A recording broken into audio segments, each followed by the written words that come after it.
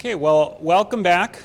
Thank you for coming back. And now that we've had a time to eat, get to know each other a bit, it's my extreme honor to introduce our keynote speaker for today's event. When deciding on a keynote speaker for an event like this, I thought it would be ideal to have somebody speak who has intimately dealt with the U.S. Japan relationship. And ideally, I also wanted somebody who has done this fairly recently. And my luck turned out really well this time because Rick Rupp enthusiastically responded to my request. Rick Rupp is a retired U.S. Air Force general officer with more than 35 years of service. As many of you may know, General Rupp recently retired from decades of service in November of 2024. His last position was that of Commander of U.S. Forces Japan at 5th Air Force Yokota Air Base. During that time, he was responsible for strengthening the U.S.-Japan alliance, managing bilateral security issues, overseeing joint and bilateral exercises, administering the Status of Forces Agreement, improving combat readiness, and enhancing the quality of life for more than 66,000 military and Department of Defense civilian personnel and 45,000 family members. Now, of course, General Rupp's background is more than simply that of USFJ commander. He was a command pilot with more than 5,000 flying hours in 10 different aircraft and has combat operational flying experience in Iraq, Afghanistan, and Bosnia. In addition to commanding at multiple levels, he has also served on Major Command, Combatant Command, and Office of the Secretary of Defense staffs. And if his operational experience is not impressive enough, he has a Bachelor of Business Administration degree in accounting from Southwest Texas State University, is an inductee into the 14th Airlift Squadron Order of the Pelican, and was recently recognized as the 17th officer ever inducted into the Pacific Air Force's Order of the Sword in October 2024. Everyone, please give a warm welcome to Rick Rupp.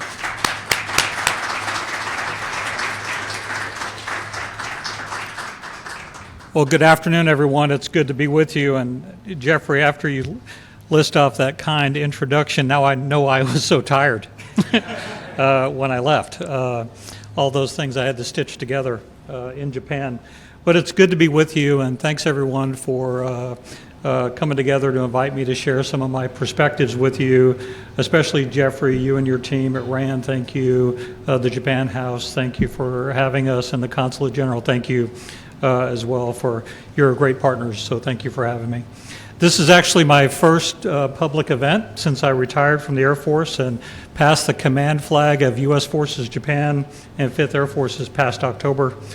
I'm enjoying my transition to retired life. Living in the great state of Texas, being a grandfather and a military retiree. And I'll admit that going from 100 miles an hour every day to only doing what I put on my calendar is pretty awesome. Yeah. Also, I now have the complete freedom to share my personal thoughts and answer questions without the worry of what my boss may think, because I don't have one. And that being said, this topic is something that I remain keenly interested in, and I enjoyed listening to the presentation this morning. Yes, I was intimidated by their knowledge and acumen, so I hope I can meet up to their standard. It's closely aligned with the way I look back on my time and see Japan, the current state, and the work that we have ahead as well. Let me just begin by saying that I am very positive on the current state of the U.S.-Japan alliance. And I can say with great confidence, it's stronger than ever and increasingly more necessary than ever. The geopolitical landscape has changed a great deal over the past few years. A lot is going on in the world. There's a war in the Middle East and Europe, and this has had a tremendous impact on Japan. Up close and personal, I witnessed how keenly the Japanese watched the landscape in Europe change following the Russian invasion of Ukraine. and how I believe it's influencing their strategic decision-making. There are two things that the Japanese and the entire world have observed that I believe are noteworthy, and both of them essentially shrunk the globe for Japan.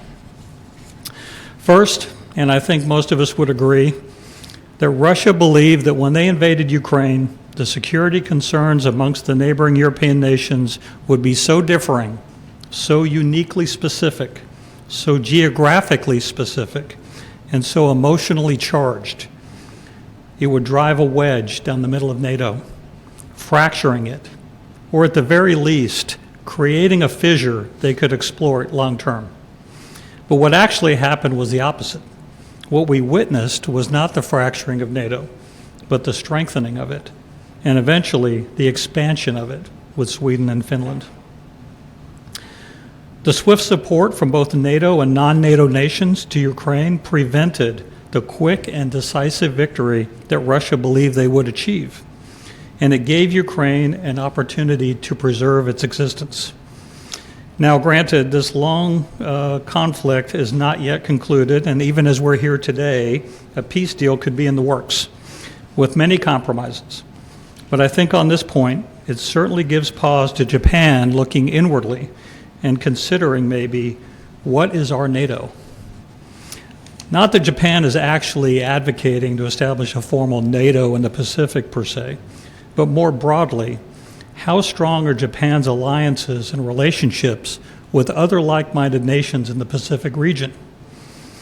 While the U.S. Japan alliance remains strong, I think we've seen the answer to this question play out with Japan through their increase in approving reciprocal access agreements with the Philippines, Australia, Canada, the UK, soon New Zealand, and beginning the process with France, as well as strengthening ties with other countries, Papua New Guinea, Vietnam, and yes, increasingly the ROK.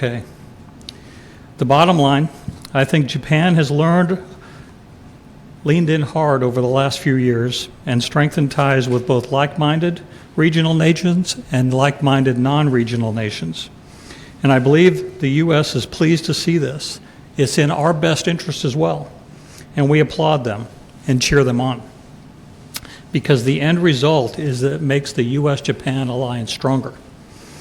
Second, Russia underestimated the strength and fighting will of the Ukrainian people. This is a much smaller country that was able to blunt and hold off the much larger and stronger invader from swiftly conquering them.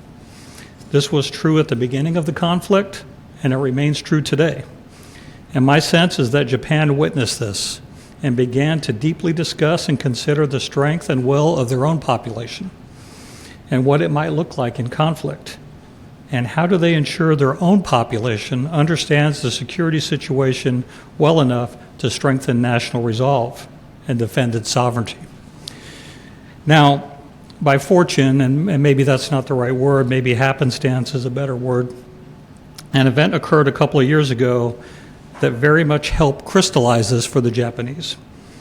Following the U.S. speaker's visit to Taiwan, the PRC response was to fire a few ballistic missiles that landed inside the Japanese Economic Exclusion Zone, the EEZ. In my opinion, this event sent a small shockwave through the population of Japan's Southwest Islands, and possibly was the spark to a counter-narrative regarding the U.S. military presence in the Okinawa prefecture that was rarely heard previously.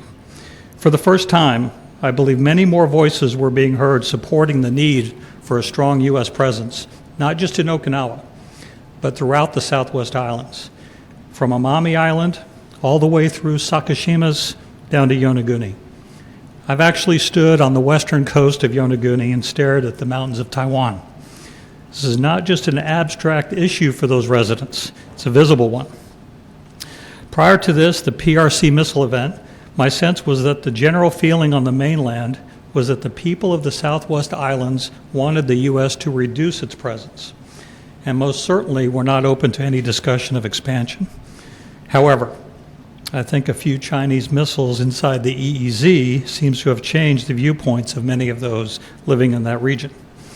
And in the following months and years, the voices have become louder, supporting a stronger and more capable military presence in the Southwest Islands, one that would help deter PRC aggression, maintain Japanese sovereignty, including the Southwest Islands. So after 3 years in command of U.S. forces in Japan, I'm convinced the U.S. Japan alliance has never been more capable or more steadfast in its resolve to counter potential threats that are on the horizon. PRC and DPRK actions are often provocative and aim to sow doubts about America's resolve and commitment to our allies and partners in the Pacific region. By any measure, these nations demonstrate routine disregard for international cooperation or norms, as that consistent with a free and open Indo-Pacific. And in an odd way, it seems that similar to the way in which Russia's invasion of Ukraine actually strengthened alliances in Europe, the aggressive actions of the PRC and DPRK are also strengthening alliances of like-minded nations in the Pacific, pushing them closer and closer together.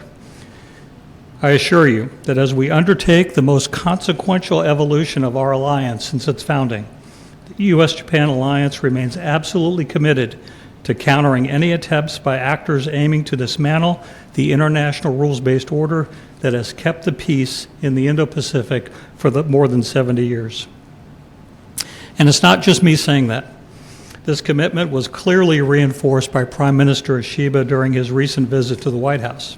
If you are watching, our two leaders stood shoulder to shoulder, both committed to the alliance, the peace and security of Japan, and the Pacific region.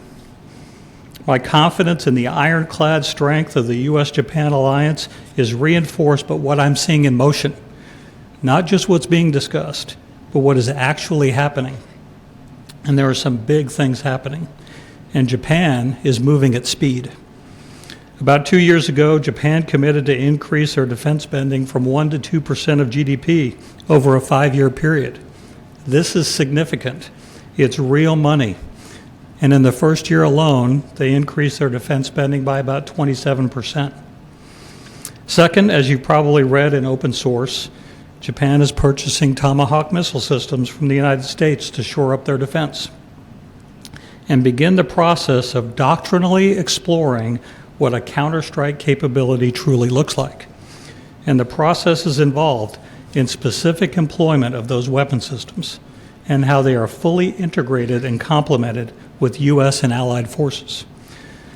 And behind all of this will be the sensitive work of intelligence and information protection, as well as targeting process training pipelines, which are very robust. All glued together by collective intelligence sharing and the development of real-time, combined common operating pictures. Additionally, there's the modernization of the U.S. military footprint and warfighting capability in the Southwest Islands. The U.S. and Japan have agreed to a short-term and long-term plan to improve defenses and deter aggression. And without going into the specifics of those, suffice it to say that the short-term plan is nearly complete and the framework for the long-term plan remains on path. It's clear our two countries are moving swiftly to counter the growing threat from potential regional adversaries. Over the past year, high-level bilateral engagements by our most senior policymakers and military leaders has led to agreements to significantly advance and modernize command and control structures. This is probably the most significant change to strengthening of the U.S.-Japan alliance in the past 70 years. The U.S. has committed to fully reconstitute the sub-unified combatant command in Tokyo, U.S. Forces Japan, as a fully capable operational joint force headquarters, granting U.S. Forces Japan operational authorities required to better cooperate and collaborate with our Japan self-defense partners, and seamlessly coordinate with the newly formed Japan Joint Operations Command, the JJOC. Our two nations will need to work very closely on this evolution. While the U.S. comes to the table with decades of joint warfighting experience, there is still much to be learned and lessons we can share with our Japan partners as they embark on the quest for true military jointness for the first time. This will not happen overnight. The U.S. has been embarking on jointness for decades, and frankly, we still have work to do. This drive for jointness for the Japanese will not happen at the flip of a switch. It will take time, and it's imperative that we do this together, step by step, integrated at every echelon, and sewn together by the Alliance Coordination Mechanism, a mechanism that is at the heart of the Treaty of Mutual Cooperation and Security with Japan. This journey towards increased jointness will further cement our allied forces in deterring both unsafe and unlawful behaviors. And although this new joint force structure is certainly a historic undertaking, we've also steadily advanced U.S. Japan interests over the past few years through crucial bilateral and multilateral commitments to training. We now regularly process, analyze, and share intelligence data from U.S. unmanned aerial vehicles and Japan Coast Guard air and sea patrols in multilateral forums. We've strengthened and expanded exercises such as Keen Edge, Keen Sword, enhancing our mutual security through rigorous and realistic training scenarios. And these are being improved and built upon every year. There's great opportunity to work together in the medium of space, and we've worked together to further our space-based capabilities and establish structures to further cooperate in the space domain. Critically, our two nations continue to work together to prepare for unforeseen humanitarian assistance and disaster relief operations. Ultimately, some of these actions underpin the shared commitments that have sustained peace in the Indo-Pacific for decades. The security consciousness of the Japanese people grows each and every day and is driven by contemptible and dangerous actors, including sanction-breaking munition procurements and missile launches by North Korea that violate United Nations Security Council resolutions, and repeated territorial encroachment and unsafe intercepts by China's air and naval forces across the Pacific region. For these reasons, the U.S.-Japan alliance must not only remain ironclad, it must prevail. It's the cornerstone of the Indo-Pacific regional security. This strong alliance is intertwined with the security of the Korean Peninsula, the Philippines, and further south. Without a strong U.S.-Japan alliance, the security of the region is at great risk. I know that our alliance can and is prepared to defeat any threat it faces, and provided we work together to take the steps to deepen our bonds, find new and emerging opportunities to work together, and grow to innovate and keep pace with our adversaries, along with other like-minded regional nations, we can face and prevail over those threats that may lie ahead. We must redouble our efforts to overcome the challenges on the horizon and focus on strengthening our resilience. The U.S.-Japan alliance is unshakable, but it has not come easy. It takes grit and determination to stand shoulder to shoulder each and every day. I remain inspired by what the future holds. The resolve I see in the eyes of the U.S. and Japanese troops, military leaders, and elected officials.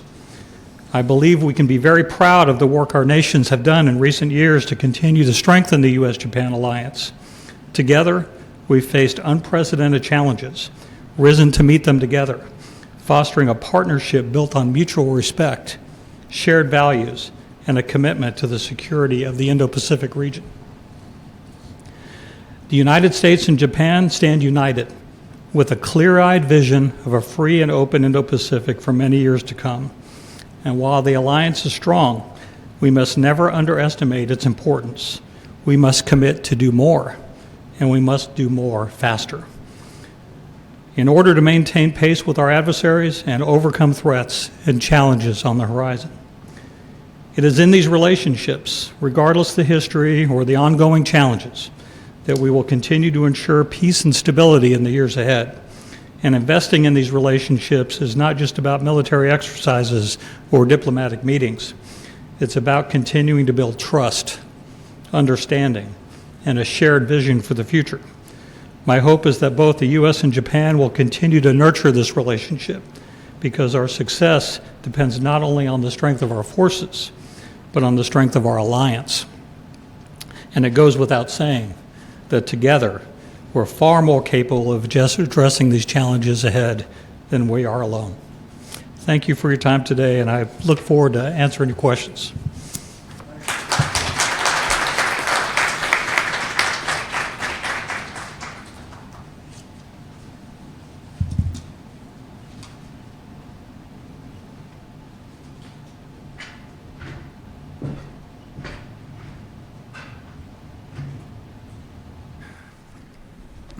Okay, thank you, sir. As before, we will have, I will ask a few questions, and then we will open it up. So for those of you online, again, please, you can start putting your questions in, but for those of you in the room, start to think about what you would like to ask. So, sir, I have, the first question I want to ask, you went through a number of issues. You talked about Russia, you talked about China, you mentioned North Korea in there as well. When you look at what the U.S. Japan alliance is facing, what do you see as the biggest or the most important agenda issues, or the most important issues that are on the alliance agenda in the months and maybe year ahead? Well, I think that at the top of the list, it has to be the regional strength of all the alliances together. So the U.S. Japan alliance is really important, but there are many nations that share the same security risks as Japan and the U.S. out there in the region. And so we need to continue to encourage Japan and other like-minded nations to work together, whether that's the Philippines, Australia, New Zealand. All those countries have to continue to work together. And so at the top of the list, I think, is strengthening the alliances, because every country brings something to bear in that part of the world. So you, as somebody who does research on the security, the traditional security elements, I was really impressed by, you did go very clearly through a number of things that the alliance is doing with increasing defense spending, Tomahawk or Counterstrike, modernization, C2, etc.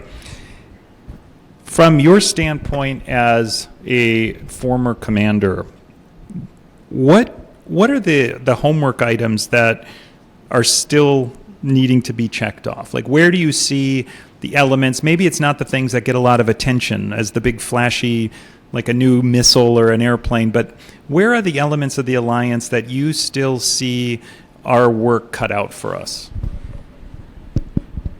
So that's really hard, first of all. So a couple of things on that. One, with regard to spending money, and this is not unique to Japan or the U.S., but it very oftentimes it can be easy to spend the money on the things that splash well in the media, or that you can explain to the population and show them tangibly what that is.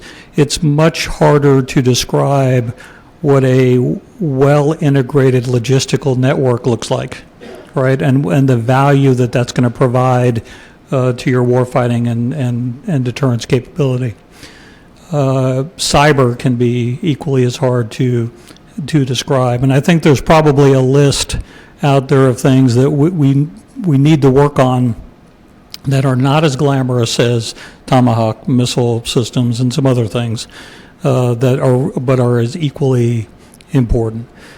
The second part, I think, the answer to that question is that it's really important that we work on these things together, and so that we pace ourselves, and we are well nested in investing, and this is on both sides, but we're investing in things that complement each other, and that we're working together to improve the overall defensive capability, security of the region. And once again, you can put other allies and partners into that conversation.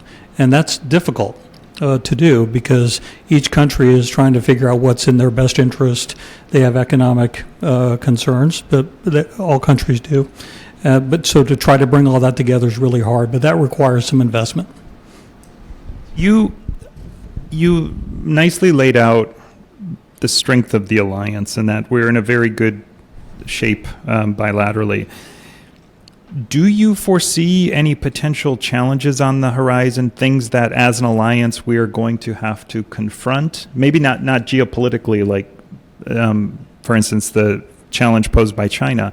But do you see anything, the way that we as an alliance operate, or things that you foresee maybe coming to a head or coming up as big issues in the coming 6 months, year, 2 years? So it's been since I had my first tour out in the Pacific back in 2010. So I did an assignment in Okinawa. I was in Korea. I spent a little bit of time in Israel as well, and then 3 years in Japan. And one thing that became clear to me is that the ties between the militaries and their objectives is unwavering. They never really change. There could be things on the political landscape or on the economic landscape.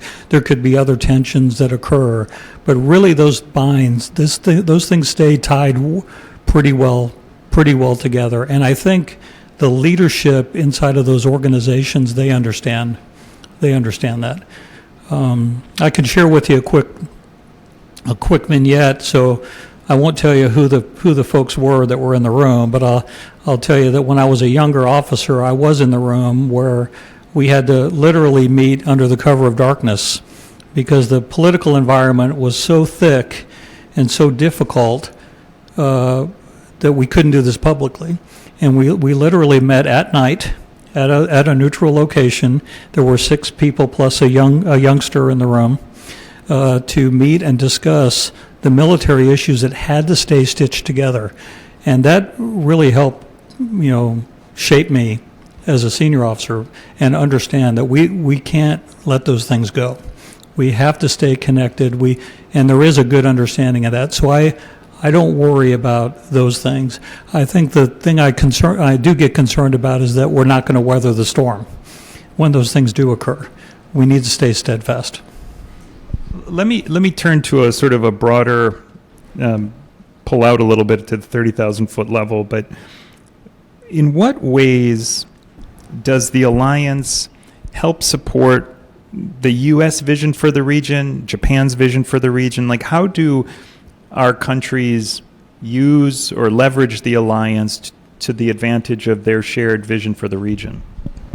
So, for the U.S., for the larger picture of the globe, the U.S. Japan alliance is the cornerstone of Pacific security. Without the alliance, without the strength of U.S. Japan alliance, things will just they would not be as stable as they are when the alliance is strong. So in that big respect, I think that's the most important piece. And so it does put a lot of pressure on those other countries as well to come and help with that alliance, right? It's not just U.S. and Japan.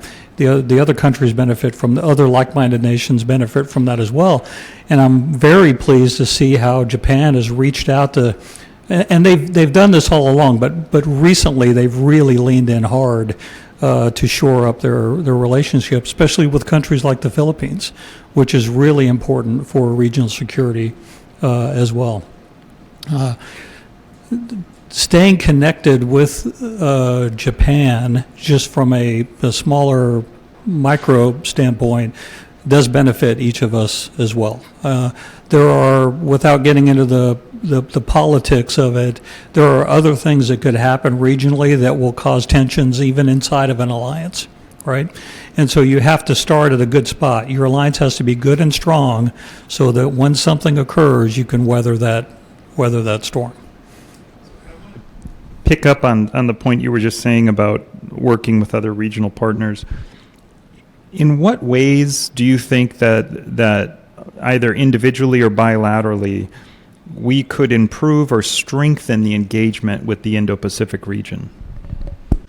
So I've had this conversation, or I had this conversation when I was in command in Japan with military Japanese leaders, and one of the things that we probably need to do more of is encourage Japan to do things with other like-minded nations that maybe don't include us. All right? America's a big country. It brings a lot to bear. We have a lot of experience, right? All of those things.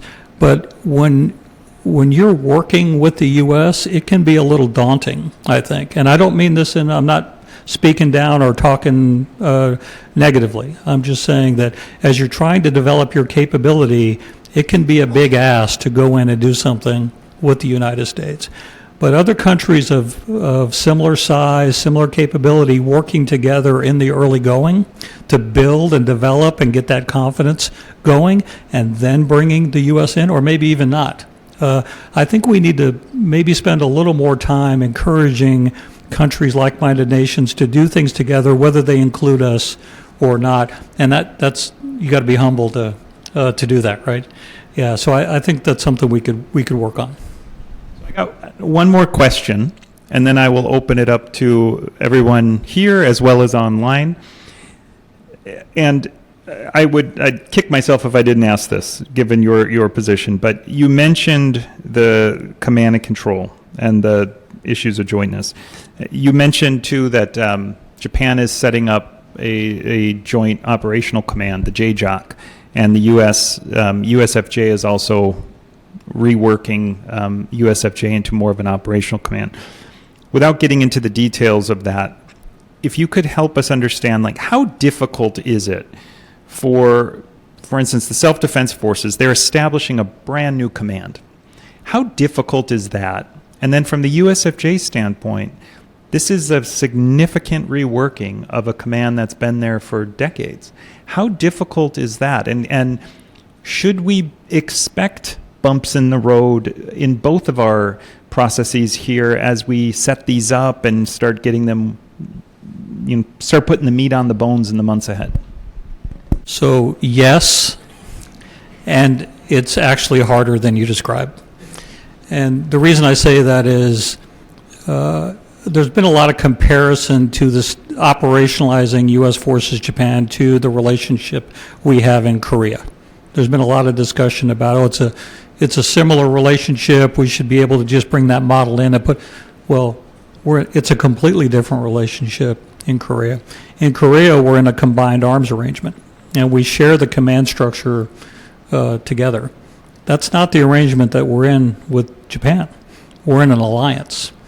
And so what you will have under the JJOC, the Japan side, and the Joint Force Headquarters on the U.S. side, you'll have, I reference the alliance coordination mechanism running right down the middle of that, because each body will be making its own decisions.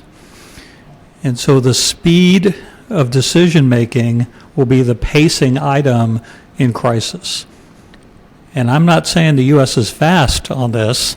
I'm saying all nations can be very deliberate in that process, and it's highly unlikely that they will move at the same speed.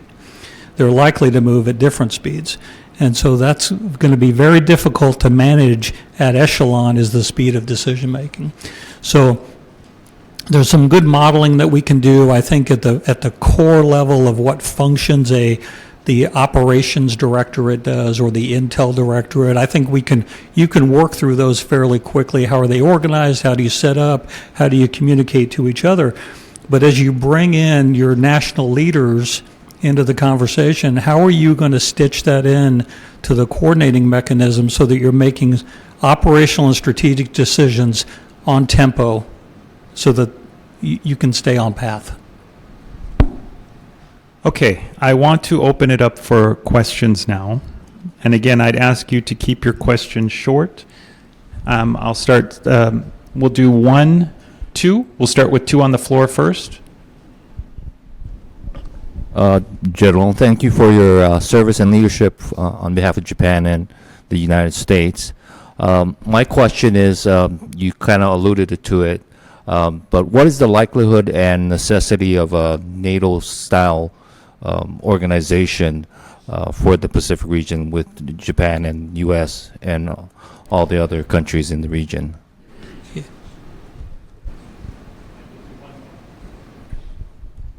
Thank you for being here, sir.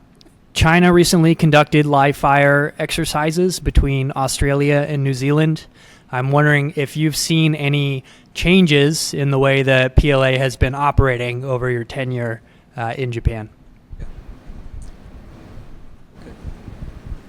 So I'll go with the NATO question first. That's a pretty high-level policy decision that would have, even when I was in the seat in Japan, would have been well out of my out of my wheelhouse. But I just on the need for collaboration, it's certainly there. And it doesn't matter whether you use the term NATO or you have some type of formality to it. I think that the like-minded nations coming together and committing to each other really does matter.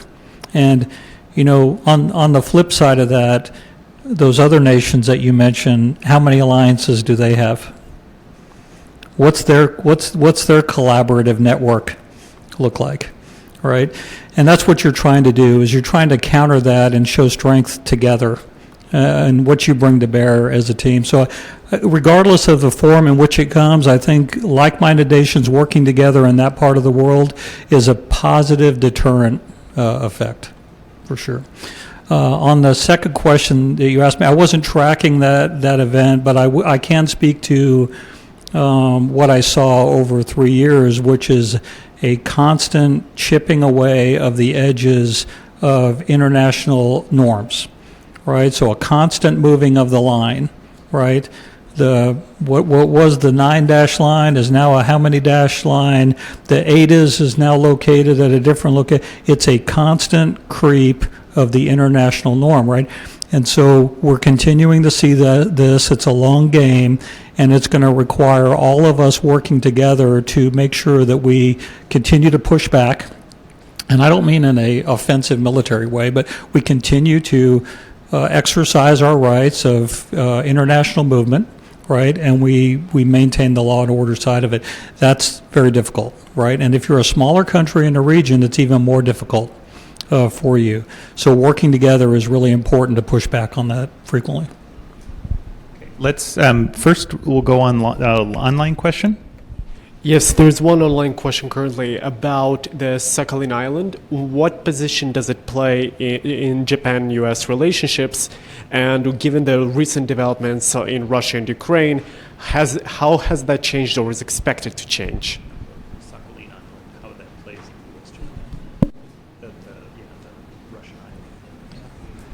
So I don't know that it's played a big role, but you know, it just comes back to Japanese sovereignty, right? So the Japanese sovereignty of their territory matters, right? And our job as an alliance partner is to help Japan maintain its sovereignty, regardless of which island it is. But I did not experience much during my time with regard to that piece.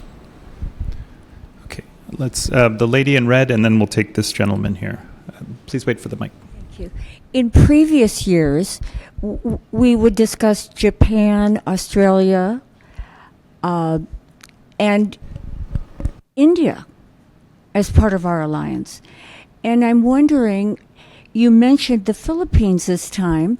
They've always been an ally, but what is it that makes the distinction now as opposed to in prior times? Yeah, so I think with the Philippines, what we've seen in recent years is I think their outlook on China has changed. I think I'm not a political science major, but I think that what I hear from most folks is the outlook of the Philippines has been changing over the last few years on China. And as a result, I think it's drawn other countries to them. And Japan did not hesitate, in my opinion, in reaching out. And I saw their military officers travel frequently to the Philippines to begin working with them. They're a critical ally, not just geographically, but economically as well for them. So for Japan to initiate a reciprocal access agreement with the Philippines was really important, right? And then what do we do next? We start exercising with them. We bring them closer to us as well. But I think the Philippines' outlook on China is what the change has been, to answer your question. Japan has sold a radar to the Philippines. There has been a increased motivation by Japan as well. This gentleman in the front. Thank you for your insightful presentation. I have a question about Elon Musk's tweet. He once tweeted that manned fighter is obsolete in this drone age, and I wonder what do you think of that? Because I think he's not expert of Air Force, so I really want to know your opinion about that. So you're putting the Air Force pilot on the spot? Is that what you're doing? Is to put myself out of a job? Yeah. I think the conversation. So thank you for bringing it up, and I do think it's a conversation worth having, which is, where does unmanned systems, where do they fit into the larger, network of things? And I do think that there's a role for them, right? There's an offensive role for them. There's a defensive role for them. There's a logistical role potentially for them. If it increases your maneuver, if it decreases how much risk you're placing on individuals, there's a role there. It's hard for me to imagine a time where the unique perspective of the airman won't be in the air, right? And by the way, I didn't make that up. Billy Mitchell made that up. But the unique perspective of the airmen is very important on how they see the battle space and the decisions that they're making. And so I think the complement of the two is probably where we're going to land in the near future. And where do those opportunities really exist? Where are we going to see them? And there's going to be tensions, I think, between what we see in commercial industry. By the way, I don't think that's limited to the military. I think in commercial industry, we're going to start seeing some unmanned, right? Because economically, it could be cheaper to fly cargo on unmanned aircraft, right? Same could be said in the military. It'll be the tension between the military and the private sector, or maybe even between the services, that's likely going to spiral the technology to get where it needs to be. If anyone wants to say that, hey, we'll never put folks on an unmanned aircraft to fly, yeah, I think that day is probably coming. And you could have said 10 years ago that no one would get into an unmanned car in LA and go from A to B. But I just came from the airport yesterday, and I saw just that, right? So over time, once it's proven, once the technology evolves to where the safety record is good enough, I think we're going to see it. But I think it's in the near term, it's going to be more working together than it is going to be a complete shift. If I could just sort of take that thought a little further, Japan has been working with the UK and Italy on their future fighter, the GCAP program. Just wondering, what are your thoughts on that, given that is very much, it's a manned aircraft. It will have cooperative elements with unmanned aircraft, but before you left, how much were you tracking the GCAP, and sort of where do you see that? Do you see that going to completion? I've heard some people say it could be challenging for them to actually finish that. I mean, what are your thoughts on that? Well, I hope they finish it. I really do. I know there's a lot of talk about whether it should have been a U.S. system, whether it should be a European system. As a commander out there, it didn't matter to me. What really mattered is the capability that Japan will be able to bring to bear, right? And the interoperability of the platform, all right? So, each nation is entitled to make the decisions that they want to make with their money, right? And so we can offer opinion at times, countries can offer opinions, but really it comes down to each nation making their own decision. What I care about as the warfighter is that platform going to be interoperable with my systems? Will it be complementary to the effects that I want to create on the battlefield? How will we be able to share intelligence and real-time common operating picture? That's what I care about. So I hope that they work their way through any issues that they're having, and we get that thing fielded as soon as possible. Are there other questions? Okay, we have two. Let's go in the back first, and we'll come up here. Thank you. We heard you speak a good deal on better sharing of intelligence and communication between the U.S. forces Japan, the self-defense forces, and the U.S. and Japan. What would you like to see in terms of integrating that improved communication down the command chain? Yeah. So I wish we were in a classified room right now. I could really give you a lot more on this, but let me just say that I am pleased to see the work that is underway right now to create the networks and platforms that will allow the U.S. and Japan and other nations be able to share information safely and quickly. I'm pleased with that, and we need to do that more. And then that's not just in the command headquarters. I mean, that's interesting, but it's not compelling. What's compelling is when the very young service members have those terminals on laptops and they're out in the field and they can share that information real time, securely. So I think we're on a good path to building those networks out. There's a lot of work to be done. I am confident. We've worked very closely with the Japanese on how we're going to move forward on information protection and information sharing. There's a lot of work to be done in that regard. And then if you want to bring allies and partners in, it becomes exponentially harder to do that. But the new mission networks that are in work I think are going to eventually get us there. We have up front here, and then after this, we'll go online. We have another question. Thank you for your great presentation. It's kind of similar question, but considering the fact of like current international situation or advancement in technology, I think the military needs to be changed. But so my question is, have you experienced any change inside U.S. military or U.S. Japan alliance during your service in terms of mindset or way of thinking? Thank you. Yes, is the answer. So during the 3-year period, I think about a year or so into the command tour is when I really saw the shift come on the strive for jointness from the Japanese. So in the Japanese structure, and I'm not being critical, it's just the way the organization is from the chairman and their joint staff. It's joint, but it doesn't have the joint authorities that flow with it to create a joint force, right? So there isn't a transportation command that's completely joint. There isn't other joint systems inside of that. And so now there's a big drive to do that. And the JJOC is a great place to start. So in the conversations that I had with both chairmen that I worked with, Chairman Yoshida and Chairman Yamazaki, we talked a lot about authorities and what we're actually going to allow the commander to be able to do inside of the JJOC.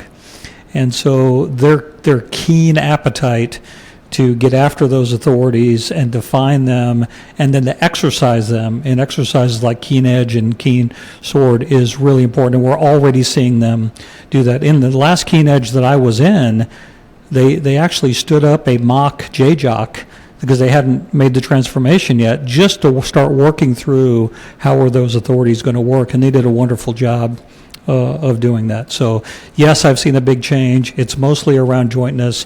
It's going to allow us to connect together better. It's going to allow us to speak the same language together, and it's going to allow us to integrate our operations at echelon better. But it's going to take time. Okay, Nikolai? Yes, so online question is as follows. How can we avoid a scenario in which PLA could be feeling provoked by First Island chain defense, similar to how Russia was provoked, quote unquote, by NATO?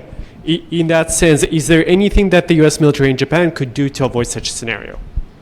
I'm not sure I fully understand that. Similar to like how Russia felt provoked. Yeah, diplomacy.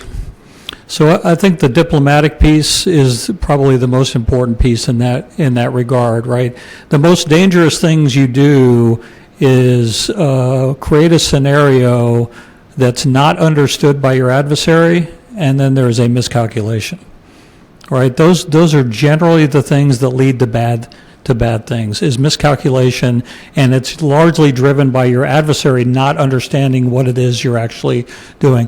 And I'm looking at the consulate generals, I'm saying this, but the diplomatic aspect of that is critically important for folks to understand what it is you're doing, that they don't misunderstand what is occurring, and keeping things where they need to be inside of the box. Are there other questions? Yes.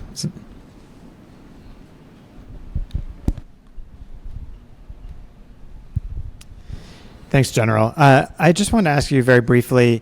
So, as Commander of U.S. Forces Japan, you know better than anyone the cultural challenges that are going to come up when changing USFJ into a more operational body. So, I'm wondering if you can talk a little bit about how you think that might pose challenges, or do you think USFJ is actually in pretty good shape to make that cultural shift rather quickly? Thanks. So the second part first, I don't think quickly is that's going to happen quickly. I think the best way to facilitate the change is to do it quickly, though, which is you make a clean break, right? So when I was in USFJ commander, I was also dual-hatted as the 5th Air Force commander. I think at some point separating those two, where you have a 5th Air Force commander and a USFJ commander that solely has the authorities for USFJ, that's going to be a heavy lift. Now, the staff, I think, will be fine. You've got to get the right athletes and the right players in the staff to be able to run those operations. The connectivity with the Japanese is going to be easier, provided you bake in the alliance coordination mechanism at every level. If you decide to skip that step, you will come back and repeat that step later. So if you're able to do that, you're going to be in good shape. I think a bigger challenge is going to be internally. So it's going to completely change the relationships with all the headquarters back in Hawaii, right? And so those staffs are going to have to, adjust to those operational authorities no longer residing in those headquarters. Now, at Indo-PACOM, USFJ will be subordinate to Indo-PACOM, so that'll remain intact. But there are many things that happen in other headquarters buildings that those authorities will be given over, and the forces that are in Japan will now roll up operationally under them. That'll take a little bit of while to do. It's going to take some exercising to work through the aspects of that, but definitely doable. And we've done this before in other parts of the world. Any last questions? Yes, we'll take one more question and then we'll close the session. I did want to point out real quick that the last panel had 3 people. And I'm feeling the effects of the other 2 people not being up here. It's all good. I'll be quick, General Rep. Thank you for explaining the military situation in the Indo-Pacific region. I appreciate you elaborating on the importance of the U.S. Japan alliance, along with the collaboration from other countries. If you could explain in your own opinion, what can civilian individuals, organizations, and initiatives do to bolster this alliance? Can you maybe elaborate on civilian organization? I can hear you. Just like us as individuals. Everyone in here is a non-military person, at least from my perspective. So, like, you were saying that it needs to be solidified and bolstered and reinforced. What can we do outside of the kind of military mechanism to help support that and to enlighten individuals that the U.S.-Japan alliance is important for our security in the region? Yeah. Okay. Thank you. Thanks for elaborating. I think a couple things. One is education. So taking the opportunity whenever it presents itself to educate folks on exactly what is going on out there in that part of the world. It is often misunderstood what U.S. Forces Japan is, what authorities it has, what they're going to have if they make the transformation. That's one piece. And then I think the other piece is challenging folks, and I'm speaking specifically on the U.S. side, challenging folks to kind of make sure that they look inwardly at what they're doing as well, and the resources that they're providing, and maybe what we're demanding of our partners. And I'll just give you an example. Oftentimes we're a demanding customer, we being the U.S., and we want to do things really fast, right? Want to do things fast. We have a timeline. We lay it out. We've done some of these things before, and other nations, regardless whether it's Japan or another nation, are wired a bit differently. They have different processes, the procedures, the way that they work their way through those things. We need to make sure that we're moving at a pace that does not induce friction, right? So we need to move, we need to challenge our partners to maybe work a little quicker, a little more pep in the step, while we are managing our expectations, because if we don't and we want our partner to move too fast, I think we induce too much friction and we end up moving a bit slower and maybe creating more misunderstandings, and folks get a little more dug in on their topic, whatever that may be. So back to your question, I think having conversations about the pace at which we do things and managing our expectations and how much we're going to get done, and all nations work on different political cycles as well, right? So U.S. it's largely a 4-year cycle. In other countries it's 5-year. Sometimes it's longer than that. But I think if we can get academics and other civilian organizations to challenge folks to talk more about this, it'll be helpful. So unfortunately, we do have to close. We are at time. Please join me in a warm thank you for General Rupp. Thank you.